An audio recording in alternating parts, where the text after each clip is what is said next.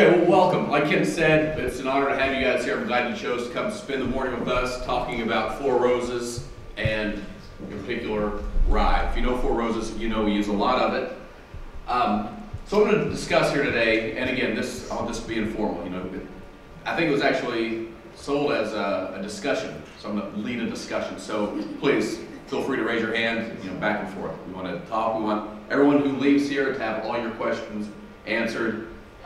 For you to have a better understanding of rye, the bourbon making process, and in particular, where the flavors in bourbon originate. Now, I can talk about rye in particular, but that would probably be a 10-15 minute conversation, and that would just be focusing on our product. But what we want to do is, I want to delve into the science, the entire production process, both the Four Roses and the general bourbon making process, to kind of get into where the different flavors in a glass of bourbon, where they come from. And of course, through doing that, I'm going to talk a little bit about Four Roses and what makes us unique. Let's talk about that. And at the end, I'm going to do something a little different. Normally, I talk about the regulations of bourbon at the front end. I think everyone, since you're here, you probably understand what makes a bourbon bourbon and why, what kind of regulations that we have to adhere to call it bourbon. But after I go through the entire process and talk about some of the science behind it, I will tie in how those regulations are actually there to protect the flavor of bourbon. And then we'll get into the tasting. So I know it's early, but still it's a little unfair to have these samples in front of you and tell you to wait till the very end to try them. So if you want, go ahead and sample them. They're all labeled so you know what they are. We've got some corn whiskey, some wheat whiskey, rye whiskey, and we have two of our bourbons, low rye expression and a high rye expression. Now the reason I want to come here and talk about rye today, seems like any time I'm talking to someone who doesn't know what rye is, I end up kind of sounding like an idiot trying to explain it. Because if you know what rye is, you know what it is. It's a flavor, and it's kind of a unique flavor unto itself. But I'll find myself describing it as it's kind of Christmassy or kind of green, or these ridiculous terms that I associate in my mind with the flavors of rye. But so it's very hard to communicate that. So I think through this tasting, we'll be able to see, we'll tease out and isolate the flavors that rye impart in a finished product, in a finished bourbon. So when we do this, I want to look at wheats. A lot of people like wheated whiskeys, or wheat whiskey. A lot of people like rye whiskey. A lot of people like corn whiskey. Of course, everyone likes bourbon. So we're going to look at bourbon, because bourbon typically uses rye or wheat as a secondary grain. So we're going to try to sort of tease out some of the flavors of all those different grains. But of course, focusing on rye, because that's kind of the characteristic that I feel defines a good portion of the flavors that you're going to find in Four Roses. So let's start with the flavors of bourbon. Of course, with any product, it all begins with the raw ingredients. When you're looking at bourbon, it's a very natural product. We don't have a lot of ingredients we throw into it. We have, of course, the grains, and the flavors are dependent on the grains that are used and the proportions that we use, and the water, the quality of the water. You always hear that you can't make the same whiskey at a different location even if you use the same yeast strain, same mash bills, everything. And that's true, because water is very important, because it's the majority of what goes into the process. We use a lot of water. And then you also have the production methods. And I'll go more into those. You have the mashing, fermentation, and aging. With the mashing, there are many different variables, many controls that we have. Among those are the temperatures, the hold times, additions, the type of cooker, etc. With fermentation, again, there are a lot of variables. The set temperature, pHs, the yeast strains that you use, fermentation time, the list goes on and on. And then, of course, with aging, where you get a whole lot more flavor, you have the type of barrel you use, the level of char, the warehousing conditions, temperatures, location of the warehouse. So there are a lot of variables you see that go into all the complex flavors that you find in bourbon. So I'll go through all these, then we'll circle back around at the end and kind of focus back in on the grains and go through the tasting. Okay, people always ask when they come visit us in Kentucky, why is Kentucky so good for making bourbon? And since I'm talking about raw ingredients, I'm going to focus on the water. It's because we have a lot of rainfall in Kentucky, and especially this year. Actually, you're from Kentucky, so we have a lot of rainfall, and we have a lot of limestone. We're famous for caves, which are limestone, and limestone is calcium carbonate. We're also famous for racehorses, and I think calcium carbonate in the water also gets into the horse's bones and makes them stronger. But it's very good for all this groundwater that we end up using for our process The calcium carbonate is really good for the health of the yeast. And also through this, this filtration process, the water goes through the limestone, it strips out metals, which can be very bad, in particular iron, which is bad for bourbon. So the water is very clean, the minerals are there, the metals are not there, and we have plenty of it.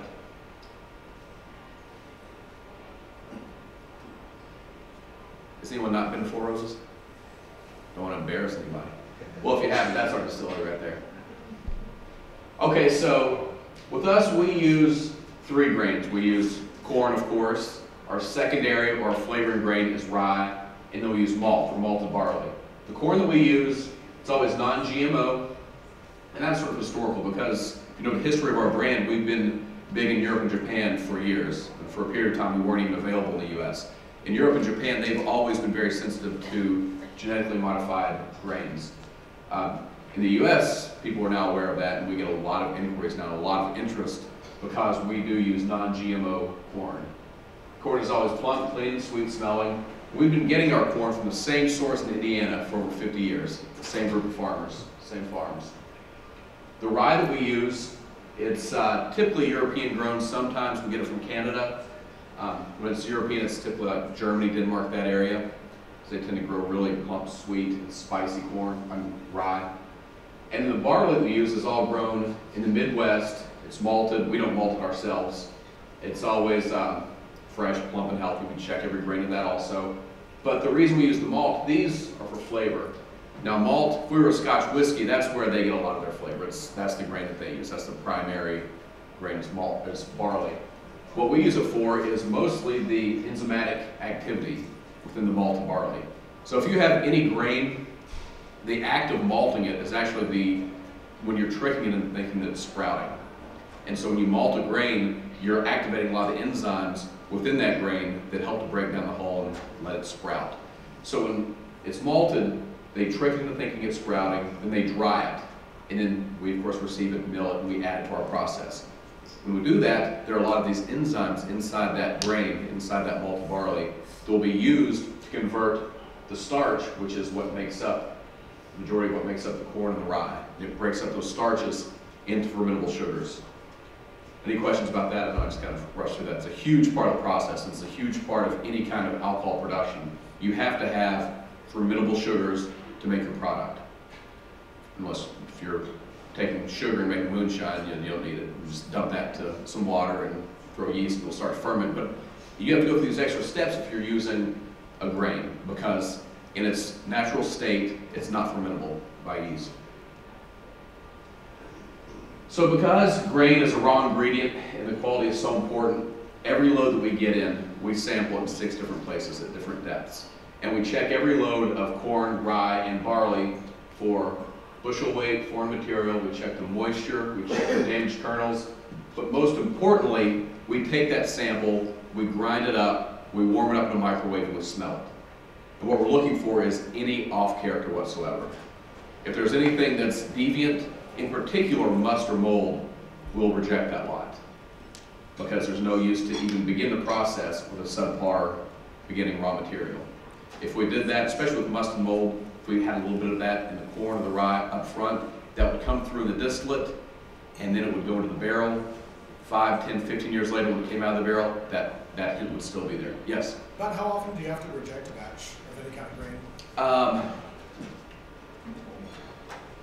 Not very often, maybe a few times a year. And it usually goes in runs, but a better question is how often we have to reject a batch because something got through. And that's happened maybe, well, not like your question wasn't excellent. A question I could probably better answer. Because honestly, the grain trucks get here before I'm even awake. So I don't smell every load that comes in. We have some guys that are trained for that. We get a couple loads of corn every day, a couple loads of rye. But the distillate, it does happen where occasionally a small clump of molded or musty grain will get through even our inspection. And if that happens, we'll pick it up before it goes into the barrel and we'll reject that lot. And that's maybe happened half a dozen times. So you can even tell after it's been distilled. Yeah. And then when that happens, it's like, well, great, we just wasted all that grain. If we cut on the front end, we could have just turned it away. If it gets through, then we don't want to put it in the barrel. So what we do in that case is we ship it off to a third party in Louisville, and they redistill it at a higher proof, as high as they can get it, and they use it for like a gasoline additive or hand sand. We don't even ask. We just they take it and do with it what they will. But it's not going to be good whiskey. Great hand sanitizer. Of the finished cost of a bottle, what percent is the actual grain that actually is? I have no idea. If you gave me about 45 minutes before I sit down and give you a plus or minus 20% an idea. Yeah, that's it's pretty significant. On the front end, that's where, and apart from the labor, that's the cost in the upfront production. And of course, you have the barrel, that's an investment too. $175 a barrel. And that's another reason why we want to check everything before we put it into the barrel. If it's bad and we fill up 280, 290 barrels with distillate that's not going to be good in 10, 15, 20 years, then that's a waste of the grains, the time, the space in the warehouse, and the barrels. So we have to be very careful on the front end of what comes out, what comes off the still, ideally what comes into the facility, but at the very least what comes off the still, we have to make sure that that's good. Was there another question back there? Yes? So you're talking about the mold potential of any of your grains. What does that smell like? Is there a tasting note or something you can identify with? Yeah, there are degrees of it. It goes anywhere from kind of like a dank basement. Even like sometimes just go into like an old house in the basement and it's that just dry, musty smell. Yeah. It runs the range from that to like a stagnant pond in the middle of August. Like, that's the extreme, but that's happened. So is there a category? I think everybody looks out for that. And I have caught that hint in products in the past, but not very often. Okay. And it's a strange aroma to it and flavor. I saw it in one product, this was like 10 years ago, and if I gave it to you and I said, this is very strong cinnamon, you'd say, yeah, it tastes cinnamon. I'd say, well, or it's mold. And it was like a fine line, like it was a little bit of both. Very elusive. But once you get the mold in your head or the must, you can't get that out and you can't drink it. I think that was just a very unique product. Because usually when I've seen it in our distillate, it's pretty pronounced and there's no question. We just get rid of it. So it's not good marketing then to put under the nose that hints of mold? No. If anyone says that, you might want to buy the bottle just because they have integrity. But yeah, other than that, it's probably not worth drinking. And yeah, it's just one of those flavors. When it comes off the still, you can have minor variation. You can have like some heavy grainy notes or some off characteristics, and pretty much every characteristic that I've seen that deviates from the norm will age out because the barrel has such a strong influence, and I'll get to that in a bit, that it usually takes care and rounds out a lot of those flavors. It fixes or normalizes a lot of the variation you see from day-to-day production, but must and mold, that's one that you can't get rid of. Okay, so with our process, here's our cooker, our masher. We actually have two of these now. But we start out and fill this with water, heat it to our mashing temperature. We add the corn, a little bit of the pre-malt. And that's important that it's not all the malted barley we're going to add, but it's a portion of it because we want to get some of the enzymes in there early to start breaking down that corn. So we didn't, those long chain starches in the corn would set up like paper mache inside the cooker.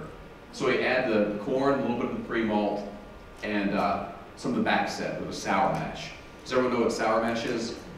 It's sometimes you see it on a label, sometimes producers don't put it on there, but the fact is pretty much all bourbons are going to be sour mash unless they state otherwise. And really this is just a process that goes way back when the moonshiners were making it. They realized that they took a little bit of the previous batch and added at the beginning of the current batch. It tended to make better whiskey. They didn't necessarily know why, but it was a practice that was adopted and they maintained it. We still do it. Today though, we know why it works. And what it is when you mash all this in and you have the grains, and the pH it's not very low. It's below 7, it's a little acidic, but not very sour. If you take, at the end of fermentation, you get a lot of acids. Throughout the fermentation process, it gets very sour. So when you get that leftover from the last batch after it goes to the still, it's very sour, and you add it to the new batch, what you're doing is you're acidifying or souring this mash. Now that's important because bacteria doesn't like to grow in an acidic environment. And if you see, I'll show you our fermenters in a minute. Our fermenters are wide open, they're open topped. So there's a lot of nutrient in there. There's sugars, and it's just dying for any organism that's in the air to come in and start metabolizing, start eating. If we had bacteria do that, then we'd be in trouble, because bacteria, of course, causes rot. And so when bacteria starts eating, it starts putting off a lot of foul byproducts that would pretty much ruin the mash. So that's why everyone does it. We add the sour mash, we adjust the pH down so it's an acidic environment, and in that environment, that's good for yeast. Yeast like that pH range. Bacteria does not. So when we do that, then when you guys come out to visit, I can say, go ahead and stick your finger in that mash and taste it, because it doesn't matter, the bacteria on your finger, they're not going to get in there and multiply and make everything funky. Not that you have funky bacteria on your finger, but just in case you did. So you'd be invited to taste it.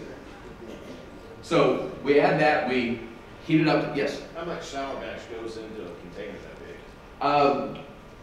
This one, it's out of 17 inches, like 4 inches, so it's about maybe 5% of the volume of this. It's not that much.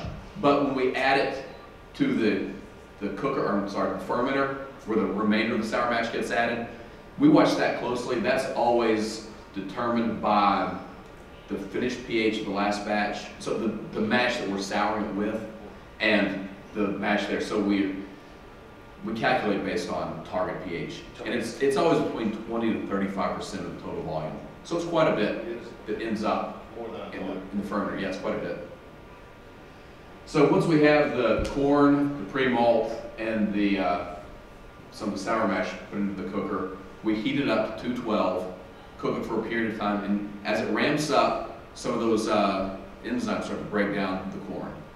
Then the heat starts to gelatinize the corn, which is, it opens up all that starch so that the enzymes can get in and start cleaving those long chain starches into simple sugars. Then once we hit 212, we hold it for a period of time and we drop the temperature. The reason we do that is because the next thing we're adding is the rye. And rye has a lot of delicate flavors that we don't want to scorch or to volatilize at those higher temperatures. So we drop the temperature to a milder cooking temperature, then we add the rye. Cook it for a period of time, drop the temperature yet again, and then we add the remainder of the malt barley. Now that has the remainder of the enzymes in it, so then that starts to go to work on all that gelatinized starch and what's left of the corn. And so at the end of the cook, what we have is a big stew of sugar. Corn and rye flavored, essentially mash. It's unfermented beer.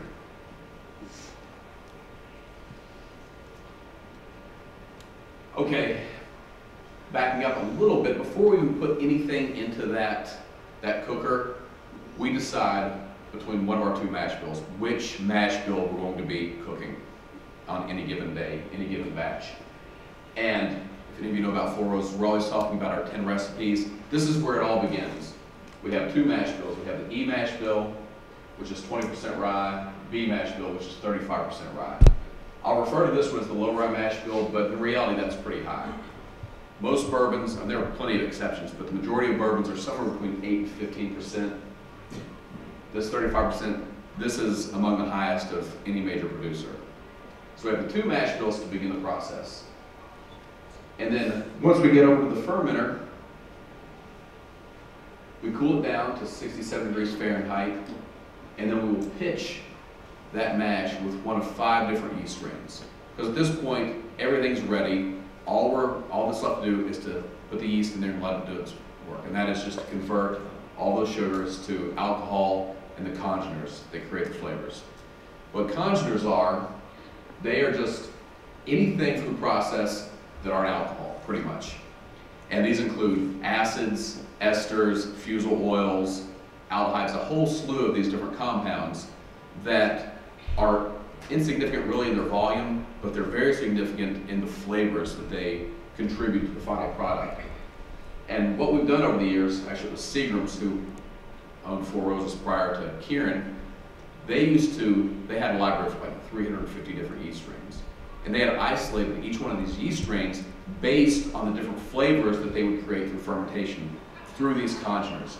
So the yeast strain goes in and of course it consumes the sugars and it creates alcohol. But it also consumes a lot of the nitrogen containing compounds to create these other either flavors or precursors to flavors. And these are all chemical compounds.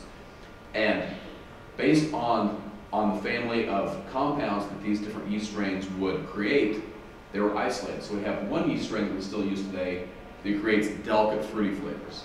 We have one that creates very rich fruit flavors, one that's kind of floral, one that's kind of herbal, kind of minty.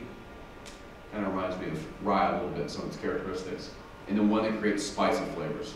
So with 2 mash bills, 5 yeast strains, that's how we arrive at 10 different recipes.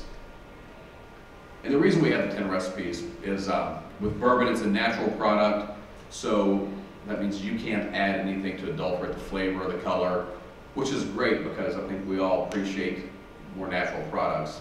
It's part of the appeal of bourbon. It's natural, there's a lot of heritage behind it. But as a producer, it makes it difficult to provide a consistent product to the consumer, which is important because if you're a Four Roses drinker, you like it because you're accustomed to that flavor. So a way that we have, or a way that Seagram's controlled that consistency was by having these 10 different recipes. So the 10 different recipes can be used in different proportions from year to year to compensate for any variations in the final whiskey. And again, the flavors, as I'm talking about, can come from many different places. So it's kind of a moving target, but with these 10 recipes, we can maintain consistency. So while that cooking, all that mashing, and almost fermentation is taking place, a parallel process is happening where we're preparing in-house one of those 5 yeast strains to go forth and to be inoculated, or to inoculate one of those fermenters. So what we do is we take a little bit of that yeast, we grow it up in-house in a small flask, we let it sit in there for 24 hours, and it's just in a nutrient-rich diamol solution. We transfer it from this flask to a bigger flask, let it sit for another 24 hours. And then we take it out into the distillery where it will end up in one of these yeast tubs, and again, we'll ferment until it's at its maximum effective, it's very healthy, it's at a high concentration, and we'll take it from here and inoculate one of the big fermenters. Now this is very important because, again, we go to so much trouble to get the right flavors out of each one of those yeast strains, that if we just took a little piece of this yeast and went out and tried to put it into a fermenter, it wouldn't have any chance. There's wild yeast in the air, and it would be outcompeted by these other yeast strains that would then have control over the final flavor. So what we do is we step up that yeast strain little by little so that we have the dominant yeast strain, we have control over which yeast strain is active in every step of the fermentation. Because here's where they meet. So after the cook happens, we pump it over into one of these fermenters. These are just under 15,000 gallons of liquid. We send it over here, we add the remainder of the sour mash to bring it to the right pH. We add a little bit of water to bring it to the right consistency, and then we add the yeast. At that step, we just sit back and let it ferment for between 72 and 75 hours. We don't do anything except monitor it. We watch the acids, the alcohol, and the temperature.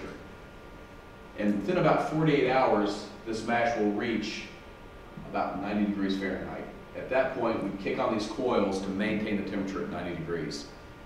Because if we let the yeast just go on its own, it would keep metabolizing, creating heat until the solution was so hot that the yeast would die in its own fermentation vessel. So while this is going on, you have the flavors from the corn, the rye, the malted barley are of course in here. If you taste that, it tastes like, especially fresh, it's sweet, it kind of tastes like something you could put in a bowl and eat for breakfast. Then you have the yeast that's acting.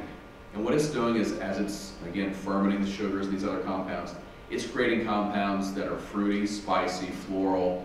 Like I was talking about the different yeast strains, we can take a sample of the Q and actually analyze it, and just for example, we can do this with any of our yeast strains or any of the final product and look at different compounds. But a good example is we take that exact recipe and analyze it, we see that there's a big portion of phenylethyl alcohol in it. Phenylethyl alcohol is rose oil. So it's kind of interesting that the one that for years we've always referred to as floral, if we actually take it and analyze it, it has a significant amount of rose oil that is actually part of the fermentation process. So it's true for the one that's fruity, it has a lot of amyl alcohols, a lot of fruity esters. And so any of these that you look at, you've probably seen whiskeys or beers that have a very strong banana flavor. That's isoamyl acetate. We could analyze that the same as, oh, well, that's why I'm smelling banana, because banana oil's in there. Of course, it's not a banana, it's whiskey, but it's the same, you know, there are a finite number of compounds out in nature, and there's a lot of overlap between what you'll find in fruits, spices, and in your whiskeys, your wines, your beers. So it's very interesting from a scientific standpoint. You know, of course, you want to enjoy it, you don't want to break it down scientifically every time, but it's kind of interesting just to point that out, that when you're tasting something like that, it tastes like bananas. It's because, yeah, it's not a banana, but it's the same compound that makes a banana taste like a banana. Yes? So you're talking about you have these different recipes to kind of work with your consistency. Yes. The open air causes maybe some of those inconsistencies. Why not have it go You know, I don't know so much if the open air really causes much of it. A lot of it is, and it, certainly if it were closed, it wouldn't make it any more, or wouldn't make it less consistent, that's for sure. I know it's part of the appeal. I think people enjoy coming in and looking at it, fermenting. It's not very industrial, it's more traditional. And I guess the same answer would be like why we use the wooden fermenters. Is there an advantage? No. But they look cool. Stainless is much easier to clean, and when cleanliness that's paramount. Like I was mentioning, bacteria, if that gets into the process, it's bad. So it takes a lot of effort. It takes a lot of effort to clean these. It's much easier to clean the stainless. But we just put in some new ones, and they're all wood. So a lot of it's just for the guests, and maybe for us too. It's nice to go in and just not feel so industrial. We do have some stainless fermenters, though. You can just put wood on the outside.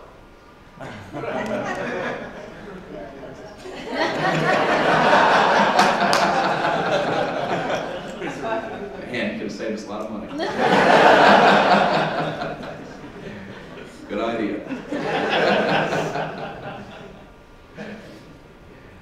Okay, yeah, like I mentioned, we have stainless and wooden. The ones we have that are wooden, the original ones from like the early 90s, those are all red cypress. And the new ones, as we replace them, are Douglas fir. And the wood here, what we're looking for, is exactly the opposite from what we're looking for in the oak. It's not very porous, it's not going to impart any flavors whatsoever, it's just a very inert wood. Okay, so once the fermentation is complete, we have everything in the mash that all the flavors have been evolved. Now what we need to do is concentrate those flavors in the alcohol into what is going to be the final product going to the barrel. Yes? What's the proof of the mash after it comes out of the fermenter? Good question. It's about 8%. 8%. Yeah. So like beer. Yeah, it's called distiller's beer. It's very similar to beer. And actually, if you take, if you go and you taste it, smell and taste it at the very end of fermentation, it reminds me of, you've all smelled this, that beer that was left out overnight. And you clean it up the next morning. Yeah, horrible. Yeah, it's just very sour. I hate to say it because it's like that, but good. How about that? Yeah. But it's very sour. It has that same aroma, but it's referred to as distiller's beer. But here's a main difference. This is the difference between us and Scotch whiskey and with beer. With beer, before you ferment, they lager it. So it's all fermented with no solids. We ferment with all the solids, and with beer you do the same thing. You ferment, it's just a wort. We keep the solids all through fermentation and actually through the distillation. So you can see, I think it showed you. You can see in here, that's all the mash slopping around as it goes down through all the different plates. But this whole process here of fermentation, it's just to take the right flavors and concentrating. Because through the fermentation, you also get some off flavors that aren't so good. It's like, you always hear about the heads, the tails, and the hearts. Well, the heads aren't good, and the tails aren't so good. You get some greasy characteristics, some rough notes. So what the still is trying to do is concentrate the right flavors to keep the good ones and discard the bad ones. And it's also why we use copper. We get a lot of sulfides through fermentation, and sulfides aren't good. They're like rotten eggs, those kind of aromas. And the good thing about copper is sulfides bind to copper, and when they do, they're not volatile anymore. So as that liquid comes in contact with the copper, the sulfides, those bad compounds, will stick to the copper and be left behind. But as far as the distillation, essentially distillation is just the separation of liquids based on their boiling points. So what we're doing here is we're sending the beer in here at 8 proof, and 8%, and we're coming in here at the bottom with steam. And as that liquid's going back and forth over these plates, and each one of these plates, I need to watch this, I don't even know if it's in there. Is there a picture of a plate with holes on it? Yeah. Okay, anyway, so each one of these plates has a lot of holes in it, and the steam comes up through the holes, the liquid goes back and forth over each one of these plates, and the energy or the heat from the steam is volatilizing the different flavors and alcohol and water and taking them as a vapor to the top of the still. Now in this top section up here, we have a bunch of bubble caps where it's just a bunch more surface area, where we're causing more of that liquid or that vapor to recondense and reflux and get purer and cleaner before it goes out the top of the still as a vapor. When it comes out the top, we run it through a condenser to cool it down to below its boiling point, back into a liquid. Comes off there at 132 proof. At that point, it's pretty good, but it still has a little bit of those high boilers in there, a little bit of the greasy characteristic. So we send it into a doubler, which is a secondary distillation. It's in a pot still. When we run it through here, same thing happens. It vaporizes, volatilizes, comes out through another condenser where it's cooled, and then it comes off our tail box at 140 proof. And at that point, it's perfect. It's the finished spirit. All we have to do now is dilute it to barrel strength and put it in the barrel. Four Roses, it's kind of strange. We have separate facilities. We have one facility for the distillation, fermentation, distillation, the distillery, and then we have a bottling warehousing facility that's about an hour away. So that's why I have a truck in this slide. So we put everything on this tanker, ship it an hour away to Cox's Creek, Kentucky, where we have 20 of these single-story brick warehouses, which is very important. I'll get into this in a minute too, why we have the single-story warehouses.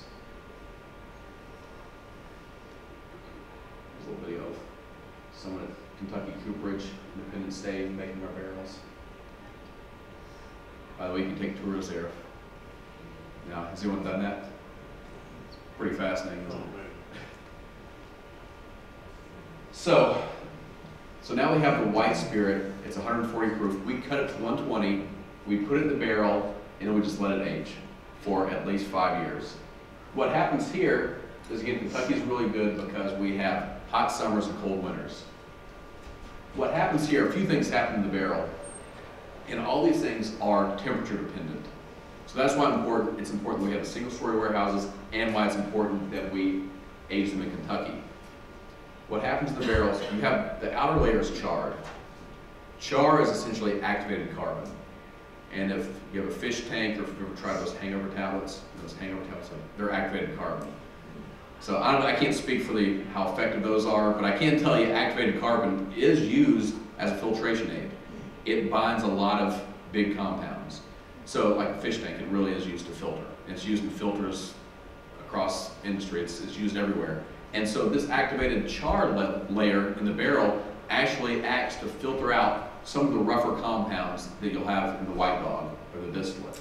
So as that liquid, as it heats up and the head pressure builds up, it will expand into the liquid or into the wood. And as it cools, it will come back out. So it's almost like it's breathing into and out of the wood as the seasons heat up and cool down. So that's one reason why the temperature is so important. It's facilitating that motion into and out of the wood. And another thing that happens is extraction. So when we do the charring of the barrel, we create a lot of sweet flavors, a lot of complex flavors, everything from the vanilla flavors you get, the caramel flavor, the sweetness, sometimes coconut, the toasted flavors. All these complex flavors that are trapped in the wood, as that liquid goes into and out, it pulls those out. So again, that's a function of temperature. And then last, What char level do y'all use? Is it the same on each blend or? set the char. What char level do Yeah, y'all use? it's about a 4. It's about a 45-second burn. So yeah, we're consistent across the board with all of our barrels.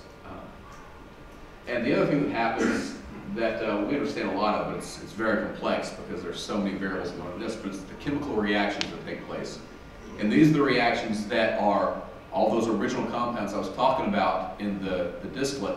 Those react with each other, they react with compounds in the wood, and they react with the oxygen. So you have a lot of complex reactions going on that will, in some cases, develop more complex flavors. In other cases, mute some of the harsher notes and ultimately just mellow and add complexity to the final spirit. So a lot of things happen in the barrel, and all of these are to some degree, if not to a large degree, it's the major contributor to temperature, it's the temperature, and that's why, okay, no, so these single-story warehouses, that's why we do the single-story rick warehouses. Because if you know what heat does, heat tends to rise. So if you have a huge warehouse that's very tall, you're gonna have a huge temperature variation from the bottom to the top, which is fine for making whiskey. It's gonna be good at the top, it's gonna be good at the bottom, but it's going to be a little bit inconsistent. So batches that go in on the same day, you have a barrel at the very bottom, you have a barrel at the very top. The characteristics are going to be different at 5 or 10 years or however long you age it, which is fine if you have a way to manage that. And a lot of distilleries do that. They will actually they'll either rotate or they will just blend, one from the bottom, one from the top to make sure it's consistent, or they will actually create different products based on where different barrels age in the warehouse. Because each section, each elevation will create different characteristics. For us, because we have the 10 recipes, we didn't need to add some extra dimension of complexity to the final product. So what Seagram's decided to do was to create single-story warehouses. So in these, the temperature variation isn't as great from the bottom to the top. So because of that, when we go out and we pull, say, an OBSV recipe or an OESK or whatever recipe it is, which, by the way, you have this key right here in front of you, the different recipes. When we pull those barrels, we don't have to worry so much about what elevation it was at. Our rick houses are only 6 barrels high. So they're very consistent. And again, that's all because temperature variation from the bottom to the top. Okay, so now that I've kind of gone through the entire process, I hope I didn't miss anything. Anybody catch anything? Okay, good. So since I've gone through the whole process, I'll circle back around. Usually I show this at the beginning, but I love talking about how each one of these, like when I look at these different requirements for bourbon, I just want to thank all the people that contributed to putting these guidelines into place because they're all very important. I want to talk about why. The first one, well, the Act in 1964 that said it has to be made in the USA, that really has nothing to do with the flavor. That's being selfish. I love that. That is our product. But this one, 51% corn, that of course is important because the grains, it's a raw ingredient, they contribute a lot of the flavor. And if you like bourbon, it's because you like that balanced sweetness. You like the flavor that corn imparts. So when they put this into place, they knew that if you didn't add 51% corn, it wasn't going to be a bourbon whiskey. And the same is true if you have a rye whiskey or a wheat whiskey. That is, the definition has to be the majority, the major grain in the mash bill. It has to be aged in new charred oak barrels. That's very important. We're up to the finance guys, they want to use barrels over and over until they fall apart. But if anyone's run out of tea bags and try to use a tea bag twice, you can see it doesn't work. It's because a lot of what you get out of there are the extractives. And once a barrel is used once, you use it again, you'll get some sweetness out, you'll get some of the reactions, it's better than nothing, but it's not going to be the same as a first pass barrel. Next, it has to be distilled at less than 160 proof. Now this is important. This goes back to pretty much everything I was saying about all the different flavors that are evolved, both that come in from the original grain and that are evolved through fermentation and then concentrated through distillation. If you try to distill at 180, 190 proof, what you're essentially making is a grain neutral spirit, or if you go higher, a vodka, or a pure grain, or something like that. And what do those have? They've got nothing, no flavor. They're just straight alcohol. That's kind of the goal of the high proof distillations, is to make it flavorless. Now with bourbon, we like our flavors. That's what defines the spirit. So we don't want to distill at a super high proof and strip everything out. We've done so much trouble on the front end, but we want to retain those flavors. So you cannot distill it at over 80% and still call it bourbon. As you saw, we distill at 140. And every distiller has that sweet spot that helps drive the final flavor of their products. The next one, this is another one of those I think was put in place to stave off the finance people, the bean counters. This is, you can't put it into the barrel at more than 125 proof. This is important. As I mentioned, a barrel costs, it's between $170, $180 a barrel. And if you look at ours, we're putting in at 120 proof, which means that 40% of what goes into that is water. That's a lot of money to age water. But that's the way the finance people look at it. But we know that if you don't have enough water in there with the alcohol, with the distillate, you're not going to get the right extracts out of the wood, you're not going to get the right reactions. It's not going to be the right product. So, fortunately, the maximum is set at 125. Ours is going at 120, and that's the right balance. If you have, if you had too much water, it's the same thing. You're not going to get the right extracts out of the wood, because some of these compounds are more soluble in ethanol or more soluble in water. You have to find that sweet spot to get the right compounds out of that oak. You can't adulterate it with any flavor or color. That's just because we have so much integrity. The next one is has to be aged at least 2 years to be called straight bourbon. If it's aged under 4, it can still be a straight bourbon, but it has to be stated somewhere on the label. And again, it has to be made in the USA, not necessarily Kentucky. All right, so you guys feel like tasting? Okay. Now what I've picked here, of course the Four Roses is good. I've gone out and I've selected 3 other very good products that are great representations of these different styles of whiskeys. Of course, here on the left you have mellow corn. Someone here probably knows more about it. I actually did a similar seminar to this probably like 5 years ago. It was shorter though, but I still tasted some of these. It was, I think, the first time I'd had mellow corn. And I'll tell you, I was shocked.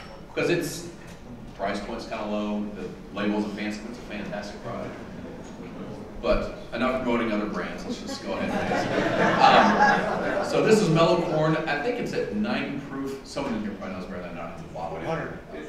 It's 100 proof? Bond.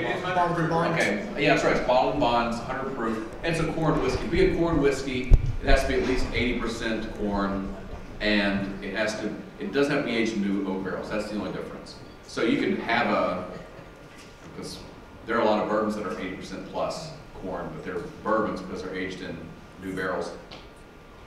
But what I really want you to look at and focus on are the flavors in here. And it really, to me, it tastes a lot like corn. You get a lot of that sweetness, a lot of that smooth, oily mouthfeel. Well balanced. But you don't see a lot of spice. The complexity you see is more the depth, the richness, and the sweetness. But it's not really what you'll see as we move through here and start adding rye into the mix. Any comments on that one? Had anyone not had mellow corn before? Yeah. Okay, the next one we'll look at will be the wheat whiskey. And I Googled this yesterday. I couldn't find out how much wheat is actually in this. Does anyone know? It's at least 51% wheat. And it's 7 years old, and I think this one is 90 proof. So this is just a good example of what wheat brings to a mash bill, to the flavors. So as I mentioned, most bourbons are going to be corn and rye, but a good portion of them also have corn and wheat.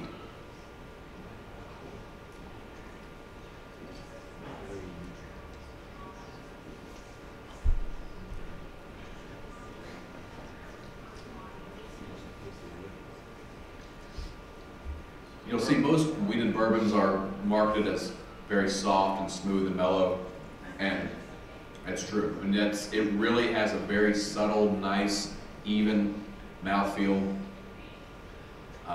Again, very little spice, but still chewy, nice. Yes? It is 90 proof.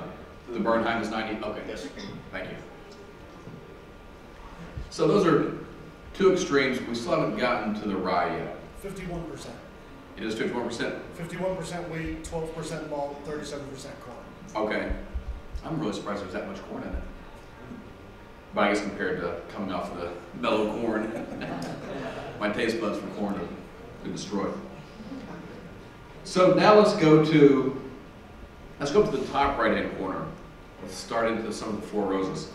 Now this Four Roses low rye mash bill, this one they're trying is actually the Four Roses small batch. So with this particular product, we're blending both mash bills evenly, so it's not as low as it goes, but this is about 27.5% rye. So we're going from pure corn, pure wheat, to jumping up to 27% rye in the mash bill. This is your standard small batch? This is standard small batch at 90 proof. What's your new small batch selected? It'll be 104 proof, non-chill filtered, and it's gonna be 6 different recipes. Yeah, both mash bills, and it's gonna have the K, the V, and the F yeast strain.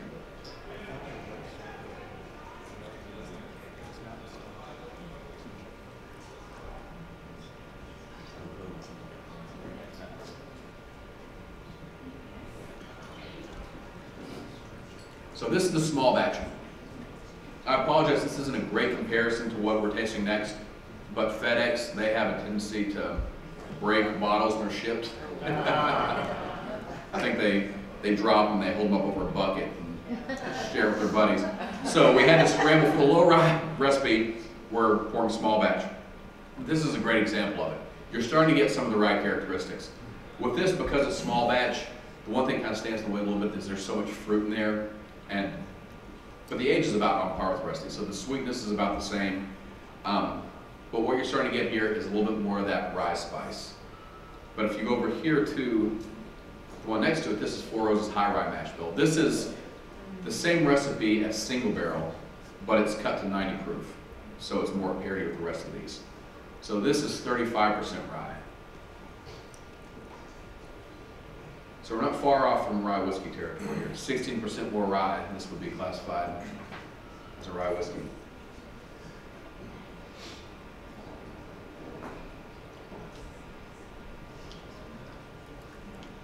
So here's where some of those, I don't have to say it tastes like Christmas, that sort of crazy stuff. You're starting to see, what is it? It's kind of phenolic, kind of grassy. I always say it gives me a green impression. I think a lot of that is, it reminds me somewhat of hops. I get some like really clean hoppy aromas. You know what I'm talking about? Am I crazy? Okay.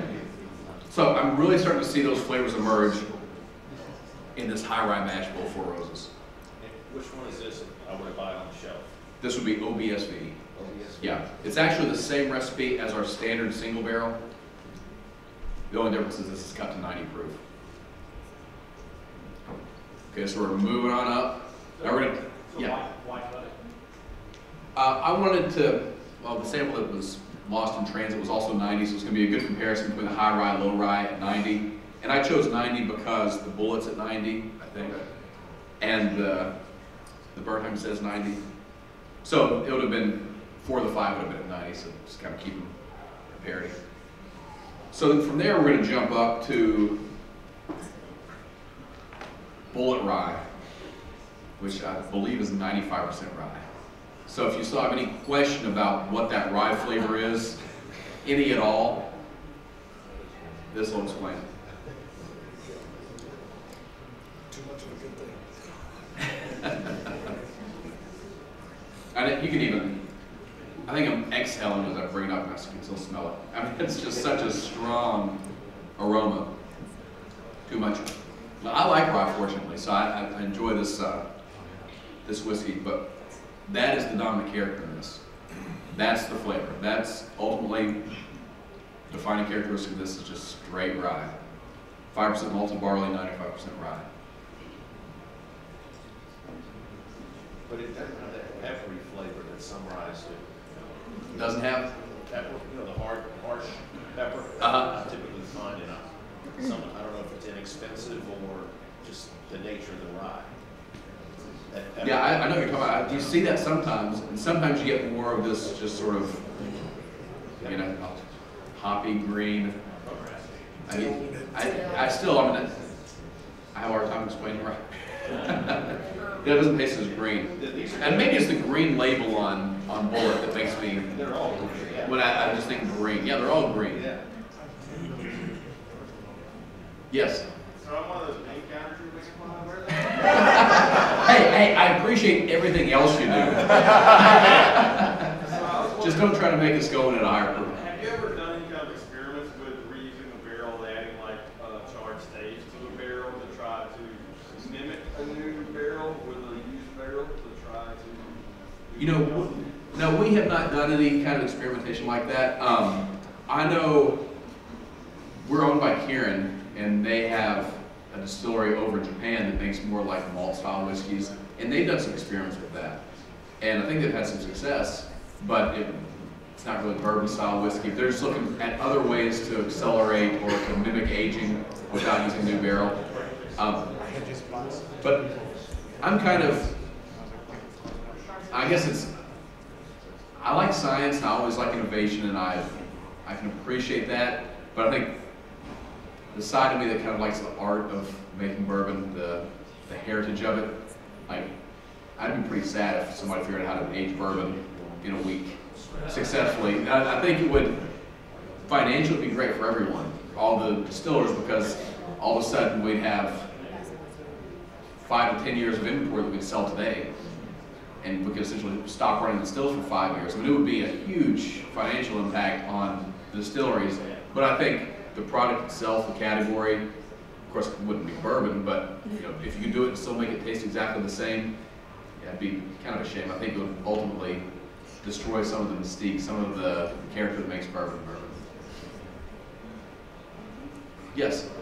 So your used barrels, do y'all sell those directly to someone that then distributes them to Scotch companies, or how does all that? Yeah, we have a middleman. We go through Kelvin Cooperage.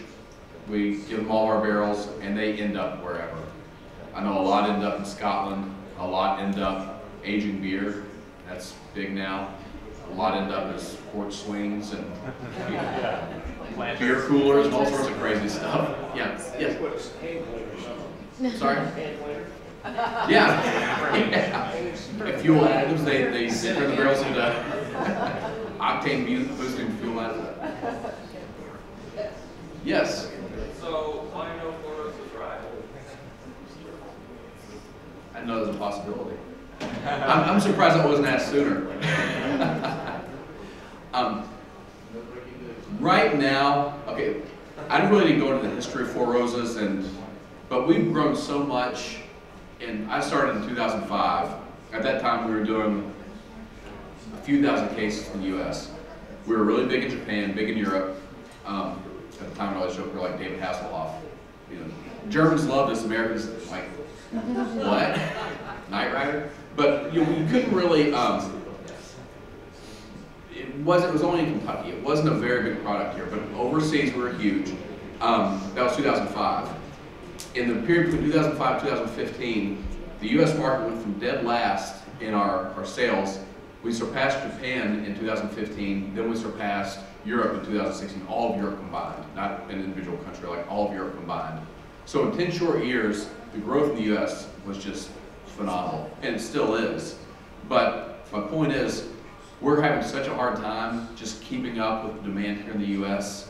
that we don't have time really to look at anything other than what we do now, which is kind of fortunate and unfortunate. I guess it's kind of fortunate for me because Now, I transitioned from Jim Rutledge in 2015, and I got plenty of other things to worry about than to start tinkering with other things. So, but in time, there will be a time when we'll have that capacity, and honestly, rye is a logical step. That's a logical next step. I'm here talking about rye. I'm explaining how it creates the flavors that really define Four Roses. So, when we have the capacity, then we'll really look into doing the rye. I wish we'd done it 6, 7 years ago, because I really like rye whiskey. But that is the logical next step. Yes? So for the Asian market, like the platinum, Yes. what do you do with it that they crave so much from that type of product compared to what you have to do? It's just like any of our other ones. We make it different by fundamentally, or primarily, tweaking the different recipes that go into it. So that's one thing. Like the small batch, that's 4 recipes. It's both mash bills, and it's the O yeast strain and the K yeast strain. So it's very spicy and very fruity. The recipes that go into the super premium or the platinum, that's 4 recipes. It's both mash bills, and that's the K yeast and the V yeast. So it's not quite as fruity. Still has a nice amount of spice, and it's a little bit older. That is at least 8 years old, and it's 86 proof. So it's a different product because of the age and the proof, and but most importantly, the recipes. And then we also have the fine old bourbon, or the black label, over there. That's 80 proof, and it's at least 6 years, and it's really similar to our small batch. I mentioned the small batch has 4 recipes, the K and the O yeast. That one has 2 recipes, just K yeast. So it's OBSK, OESK. So it's like small batch without the fruit factor. And they're very good products. I kind of hate the fact that the platinum is called super premium and people can't get it. So everyone just assumes that because we're run by the Japanese, this ultra super premium bourbon is, they're kind of keeping that for themselves. But the fact is, in 2006, before we introduced small batch, we took that product, we took the bottle and the concept to focus groups to see if, so that was our plan, was to release that in the US as our next product. And people didn't like it. Yeah. You know why? Because it was in a wine bottle. Now, if you're in a wine bottle, people associate with Pappy Van Winkle, and that's a great thing. But this was 2006, and you know how focus groups are. It was like one guy that, he was used to a square bottle. He probably knew, the Jack Daniels bottle. It's like, that's not a whiskey. So everyone else is like, they're getting for $50. I'm like, yeah, what he said, we don't like it. So we scrapped that whole idea and went back to the drawing board, and we created small batch, which I'm glad we did that because I really like small batch. That's my favorite. Yeah, and it's fantastic. With respect to the small batch, you have the 4 different recipes. Do you do those when you barrel those? Are they in equal quantities, or you know that typically, no, we need more of this one and less of that? Yeah, it's a set quantity. What we tweak are the batches that are used for the small batch. So it's the 4 recipes, and the OBSK and the OESK are each in there at 35%. OBSO and OESO are both in at 15%. So that's 4 different recipes, but each one of those recipes is usually represented by 2 batches, if that makes sense. Because it's a 6 and 7-year-old product, we'll typically have 1 batch of 6-year-old OBSK, 1 batch of OESK. And 1 batch of 6-year-old OBSK, 1 batch of 7-year-old OBSK. And for each of the recipes, we'll do that. So it's probably 10 different batches, or 8 different batches that go into every single doubling of small batch. But the proportions are always the same. It's always split evenly down the middle with OB, OE, and we use those two yeast strains in the same proportions. And yeah, like the new small batch select, that's going to be totally different because it's 6 recipes that have never been used in combination before. The yeast strains have been used together, in particular, I think in Al's 50th and the 130th, the K's, B's, and the F's. But, is it going to be coming out in like what, about a month? Or? Yeah, in about a month. Yeah. Yes. Will the small batch select go to grand tasting? Nice. Yes. Yes. Oh, it hasn't even been bottled yet. No. Oh. It's in limbo. It's been dumped. It's sitting in a big tank. And we've got the glass and the labels, just the two haven't come together yet. FedEx has overnight service. If they're not drinking it. UPS this time, UPS. Yeah, don't do FedEx. No, yeah. I explained to them the woes of FedEx. Yeah. Yes? So if you were going to do a rye whiskey for Four Roses, would you do it with corn? You know, some rye whiskeys out there like 50, 60% rye with corn, and then there's stuff like this that's like 95% rye with no corn. Can you speak about sort of the difference between using some corn and rye whiskey? I would definitely want a nice amount of corn to balance it out. I like rye whiskeys, but I like corn. Talking about rye, but the fact is, that's under the assumption that corn is what drives most of the flavor of our bourbon. So I'd want more than like 5% corn in there, just to balance it out. To give a little more complexity, a little more depth, a little more sweetness. But what I like is when I taste rye whiskey that you kind of get it all. There are some ryes where it's like, wow, that tastes like it's a 95% rye, yet there's sweetness in there too. So it's some of those ryes achieve that, 60 to 70% rye and the remainder corn, and it's just balanced out perfectly. So ideally, that's kind of what I have in my mind, what the ideal rye would be if we did one. Yeah. So there's another distillery who may or may not make Bernheim. The master distiller was saying when they make a batch of rye and they use that back set to use the next bourbon, that batch is exceptionally good compared to their other standard bourbons that they use the bourbon back set for. If they use the wheat back set for bourbon? No, the rye. When they make a batch of rye, they use that back set for the bourbon, and then they said that next batch is usually exceptionally good. Another reason to make a rye whiskey, right?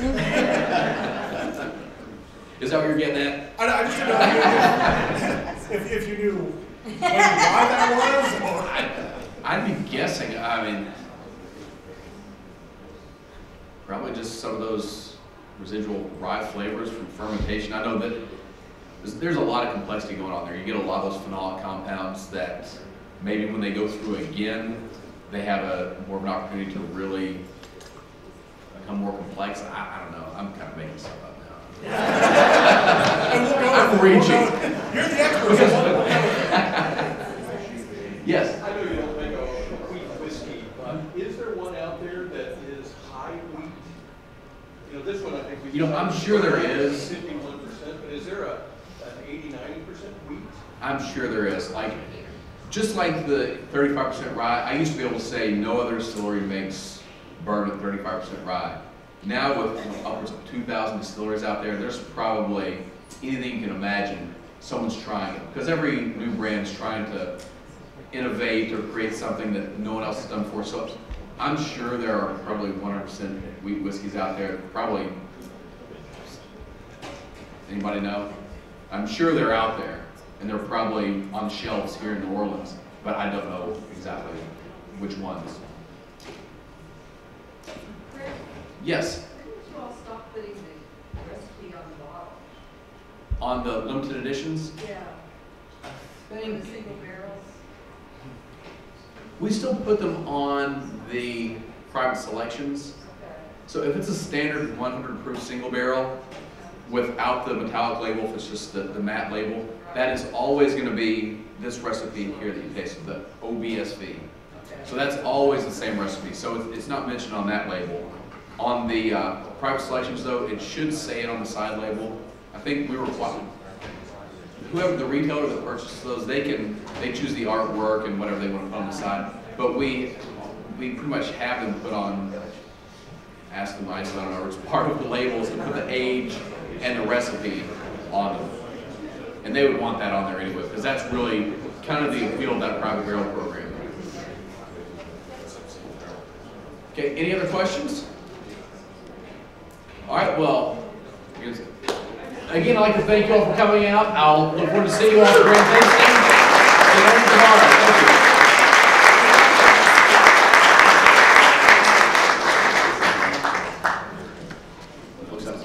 Again, we thank you all very much for coming out today. One of the traditions that we have at Four Roses Bourbon, Four Roses Distillery, is our cocktail book that was written by Eliott, our brand ambassador that's been with the company for 53 years now.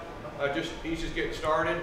But he's written it. This is his 3rd edition. We have those in your gift bags out back. If you'd like to have Brent autograph or sign a book to you, please catch up with Brent on the back, and we'll have all the gift bags out here.